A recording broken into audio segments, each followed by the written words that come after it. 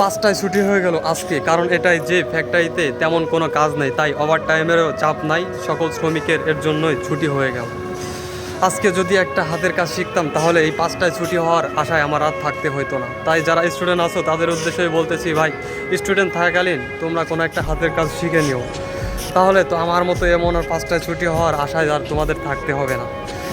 আজকে আমার এই পরিস্থিতি এই কারণেই যে আমার স্টুডেন্ট থাকা অবস্থায় আমার ভাই আমাকে হাতের কাজ শেখানোর জন্য অনেক করেছে, কিন্তু আমি আর হাতের কাজ শিখি নাই, তাই আজকে আমার এই দশা। আমি ওই 5টায় ছুটি হওয়ার আশায় থাকি। আমি যদি আজকে হাতের কাজটা শিখতাম তাহলে নিজে হয়তো একটা দোকান দিতাম, নিজে একটা অন্য কিছু করতাম, যেটা মানে আমার নিজের পরিশ্রমে নিজের টাকা নিজের পকেটে হইতো, কিন্তু কারো টাকার আশায় থাকতে হতো না, আর এই 5টায় ছুটি হওয়ার আশায় আমার থাকতে হইতো না। তাই সবার উদ্দেশ্য প্লাস স্টুডেন্টদের উদ্দেশ্য আমার বলা যে ভাই স্টুডেন্ট থাকাকালীন ফ্রি সময় থাকাকালীন তোমরা একটা হাতের কাজ শিখে নিও। ধন্যবাদ।